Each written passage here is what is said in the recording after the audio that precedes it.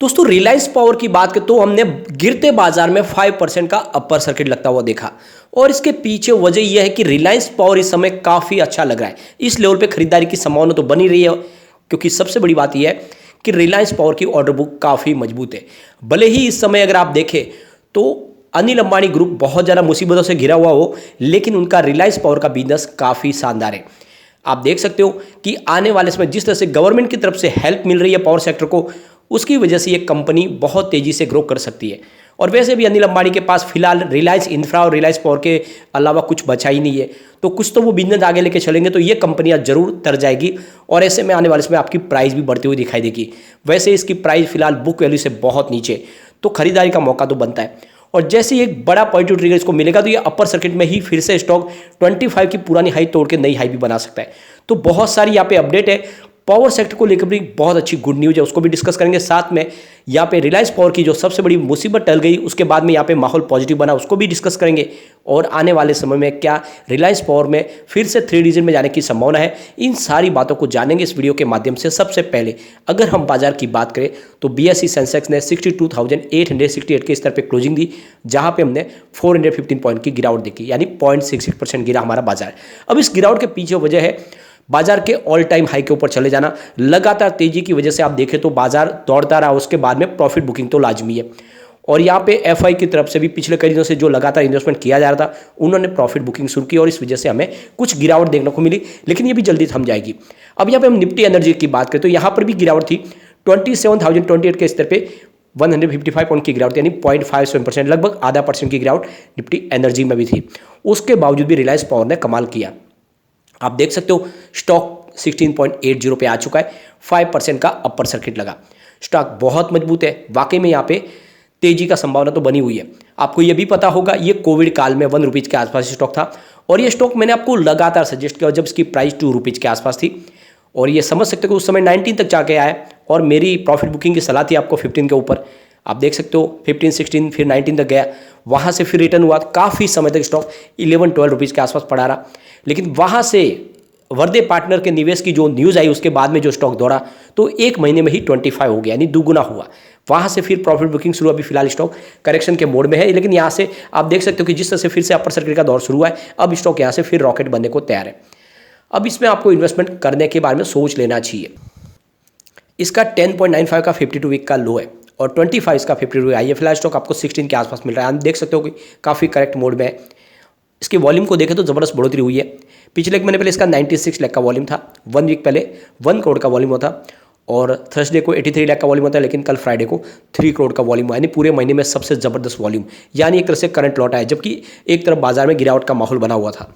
अब रिलायंस पावर की बात करें, कंपनी पावर सेक्टर में मैन्युफैक्चरिंग है और इसके अलावा generators, suppliers, distributors, transformers, converters, हर तरह के काम करी कंपनी करती है। एक तरह से पावर सेक्टर में इनके पास मजबूत एक पोर्टफोलियो है, इनके खुद के डिस्ट्रीब्यूशन का कामकाज भी है। इसके अलावा अगर आप देखें तो कंपनी नए जमाने का कामकाज भी कर रही है, यानी कंपनी थर्मल पावर प्लांट पे तो काम करती है, इसके अलावा हाइड्रो इलेक्ट्रिक पावर प्लांट, साथ में देखें तो विंड और सोलर पे ऊपर कंपनी काम करती है।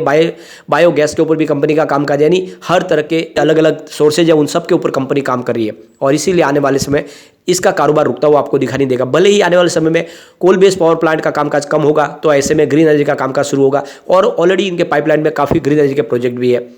यहाँ पे पावर सेक्टर को लेकर एक बहुत बड़ी गुड न्यूज निकल के आ रही है। जो अलग अलग डिस्कॉम का ड्यूज था, बहुत बड़ी रकम, उसमें काफ़ी ज़्यादा रिकवरी हो गई है पिछले 6 महीने में और ये कई समय से जो लगातार बकाया चल रहा था, लेकिन सरकार ने अपनी एक पॉलिसी में बदलाव किया, थोड़ा सा इनको स्ट्रिक्ट किया, तो यहाँ पे बहुत बड़ी रकम यहाँ पे आती हुई दिखाई दी। यानी आप देख सकते हो जून क्वार्टर में जहाँ पे 1,37,941 करोड़ की जो रकम बकाया थी, उसमें 24,680 करोड़ रुपीज़ की रकम आ गई है पिछले 6 महीने में और फिलहाल अभी 1,13,269 करोड़ रुपीज़ की रकम ही बकाया है। तो बहुत सारा ड्यू पेमेंट मिल चुका है अलग अलग पावर सेक्टर की कंपनियों को, जिससे इनका कारोबार करना आसान हो जाएगा। टाटा पावर हो या फिर अदानी पावर हो या फिर रिलायंस पावर, ये सारे डिस्ट्रीब्यूशन का काम करने वाली कंपनियां और इनको बकाया पैसा सारा डिस्कॉम के ऊपर बाकी था, उस वजह से इनका काम करना मुश्किल हो रहा था। लेकिन स्पेशली अगर आप देखें रिलायंस पावर, जिनको काफ़ी फाइनेंशियली कंडीशन क्राइसिस में चल रही है कंपनी, ऐसे में उनको पैसे जो मिलने वाला है उसका बड़ा बेनिफिट मिलने वाला है। तो सरकार ने EMI स्कीम लॉन्च की। सरकार EMI के माध्यम से इनको छूट दे दी डिस्कॉम को कि आप थोड़ा थोड़ा करके पैसे चुकाएं, तो उन्होंने इस EMI स्कीम का फायदा उठाते हुए काफ़ी रकम चुका दी है। सबसे बड़ी बात है कि कई डिस्कॉम के पास पैसे नहीं है चुकाने के लिए, तो उनके लिए आप देख सकते हो कि सरकार की तरफ से एक और रास्ता निकाला गया। यहाँ पे आप देख सकते हो जो सरकार की पावर फाइनेंस की जो कंपनियां, जिसमें पावर फाइनेंस कॉर्पोरेशन लिमिटेड और आरईसी लिमिटेड, इनके द्वारा इनको लोन प्रोवाइड किया गया और उस लोन के माध्यम से इन्होंने चुकाया। सबसे बड़ी बात है कि डिस्ट्रीब्यूशन करने वाली जो कंपनियां, उन्होंने भी अपने टोटल जो ड्यूज है उसमें से बहुत बड़ी रकम चुका दी है। यानी आप देखें तो करीब 5085 करोड़ रुपीज़ की जो अगस्त महीने में बकाया रकम थी, अब वो कम होकर सिर्फ 205 करोड़ रुपये तक आ गई है। तो आप देख सकते हो कि डिस्ट्रीब्यूशन कंपनियां भी काफ़ी रकम चुका दी है अपनी बकाया। अब ये सारा हुआ है, इसके पीछे सरकार ने जो एक नई पॉलिसी लाई, लेट पेमेंट सरचार्ज, और इसकी वजह से काफ़ी कंपनियों को बहुत सारी प्रॉब्लम हुई और उस वजह से उन्होंने जल्द से जल्द अपना बकाया चुकाना ही सही समझा और जल्द से जल्द यहाँ पे देख सकते हो कि काफ़ी रकम रिकवर हो गई है। तो कुल मिला के काफ़ी अच्छी खबर निकल के आ रही है और आने वाले समय में पावर सेक्टर को और तेज़ी से काम करने में मदद मिलेगी। दूसरी तरफ देखें तो जो हमारे कोल मिनिस्टर है प्रहलाद जोशी, उनकी तरफ से बड़ा बयान निकल कर आया कि लगातार इलेक्ट्रिसिटी कंजम्पशन बढ़ रहा है और उसको पूरा करने के लिए कोल की डिमांड भी बढ़ रही है। जहां पे अगर 2013-14 की बात करें तो 572 मिलियन टन्स की कोल की रिक्वायरमेंट थी, जो लगातार बढ़ते हुए आप देख सकते हो लास्ट ईयर 817 मिलियन टन्स तक पहुंच गई और इस साल 900 मिलियन टन्स तक इसकी रिक्वायरमेंट पहुंच गई। यानी लगातार कोल की डिमांड बढ़ रही है और इसीलिए हमें कोल इंपोर्ट भी करना पड़ता है, क्योंकि यहाँ का कोल पूरा नहीं हो पाता है।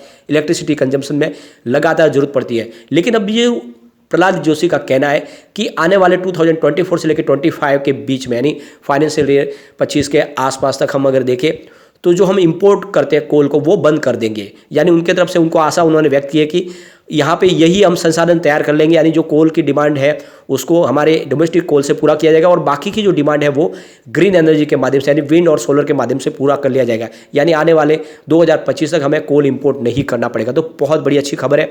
और वैसे भी अगर देखें तो ऑलरेडी रिलायंस पावर भी विंड पावर और सोलर पावर के ऊपर काम करना शुरू कर चुकी है कंपनी।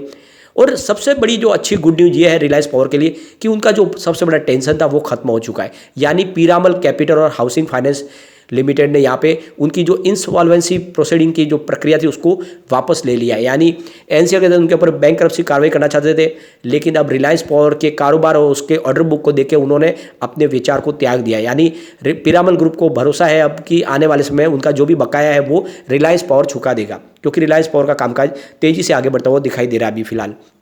जैसे कि आपको पता ही होगा पिछले दिनों DHFL का अधिग्रहण किया था पीरामल ग्रुप और उसके बाद में ये बकाया रकम उनको पीरामल ग्रुप को चुकानी थी, रिलायंस पावर को, और रकम नहीं चुकाने की वजह से उनको इंसॉल्वेंसी प्रक्रिया के तहत गुजारने की कोशिश शुरू की थी, लेकिन अब उसको वापस विड्रॉ कर लिया। बहुत बड़ी राहत मिली एक तरह से रिलायंस पावर को। यहाँ पे जो सबसे बड़ी बात यह है कि कंपनी का मार्केट कैप काफ़ी अच्छा है, 5712 करोड़ का मार्केट कैप है। करंट प्राइस की 16.80 की है। आप देख सकते हो कि बुक वैल्यू ही 32.60 की, यानी अपनी बुक वैल्यू से आधी कीमत में आपको स्टॉक मिल रहा है। तो क्यों नहीं यहाँ पे दाव लगाया जाए, बिल्कुल स्टॉक में निवेश करना चाहिए। स्टॉक काफ़ी अच्छा है। सबसे बड़ी बात है कि एफआई की पहली पसंद बना हुआ है, लगातार एफआई रिलायंस पावर में इन्वेस्टमेंट कर रहे हैं। आप देख सकते हो सितंबर 2021 में जहाँ पे 3.30% की होल्डिंग थी, जो दिसंबर 2021 में बढ़ के 4.92% हुई और मार्च 2022 में ये 5.95% तक चली गई। जून क्वार्टर में ये 7.79 हुई, जो सितंबर क्वार्टर की बात करें तो 7.97% हो गई है। यानी दुगुना से ज़्यादा होल्डिंग को बढ़ा दिया है एफआई ने पिछले एक साल में। यानी एफआई लगातार इन्वेस्टमेंट कर रहे हैं रिलायंस पावर में। बात अगर हम डीआई की करें तो सितंबर 2021 में उनकी 3.51% की होल्डिंग थी, जो लगातार 4 क्वार्टर तक बनी रही, लेकिन इस बार सितंबर क्वार्टर में डीआई ने भी अपनी होल्डिंग को 3.53% कर लिया है। यानी डीआई ने भी अपनी होल्डिंग को इस क्वार्टर में बढ़ा दिया है, जो बड़ा पॉजिटिव ट्रिगर है। लेकिन यहाँ पे आप देख सकते हो जनरल पब्लिक की होल्डिंग आपको लगातार कम होती हुई दिखाई देगी। सितंबर 2021 में जहाँ पे 68.21% की होल्डिंग थी, जो लगातार कम होते हुए सितंबर 2022 में 63.54% पे आ गई है। यानी जितने भी जनरल पब्लिक के शेयर है वो फिलहाल एफआई और डीआई के पास जा रहे हैं और इसीलिए ये स्टॉक आगे जाके कमाल करता हुआ दिखाई देगा, क्योंकि उनके पास काफ़ी ज़्यादा एक्सपीरियंस होता है और अगर वो इसमें खरीदारी करे इसका मतलब ये स्टॉक आने वाले समय बिल्कुल तेज़ी से दौड़ेगा और रॉकेट बनेगा। यहाँ पे प्रमोटर के पास 24.98% यानी लगभग 25% के शेयर है। पिछले दिनों उन्होंने अपनी होल्डिंग को बढ़ाया। अनिल आप देख सकते हो कि अंबानी ने अपने कंपनी में अपने इन्वेस्टमेंट किया और इस वजह से उनकी होल्डिंग बढ़ती हुई दिखाई देगी। यहाँ पे आप देख सकते हो इसके टेक्निकल इंडिकेटर भी बुलिश बने हुए। यहाँ पे आप देख सकते हो कि टेक्निकल इंडिकेटर स्ट्रॉन्ग बाई की कॉल दे रहा है। इसके अलावा अगर आप देखें तो यहाँ पे आपको इसके सेंटीमेंट्स भी स्ट्रॉन्ग बाई की कॉल देते हुए दिखाई देंगे और इसके अलावा अगर आप देखें तो यहाँ पे इसकी समरी भी आपको स्ट्रॉन्ग बाई की कॉल दिखाएंगे। यानी कुल मिला के सिग्नल काफ़ी बुलिश है, निवेश इसमें किया जा सकता है और कम से कम लॉन्ग टर्म का लेकर आप निवेश करते हो ये आने वाले समय आपको मालामाल कर सकता है। ये स्टॉक आपको आने वाले 3 साल में 100 रुपीज़ का टारगेट दिखा सकता है, यानी 3 डिजिट में जा सकता है। तो नजरिया लॉन्ग टर्म का लेकर निवेश आपको कर लेना चाहिए। लेकिन फ्रेंड, कोई भी इन्वेस्टमेंट करने से पहले अपने फाइनेंशियल एडवाइजर्स के बारे में ले ले या अपना खुद का रिसर्च करें, क्योंकि मैंने वीडियो आपके एजुकेशनल पर्पज के लिए ही बनाया। वीडियो पसंद आए तो लाइक से जरूर कीजिए और चैनल को सब्सक्राइब कर दीजिए। Thank you friend.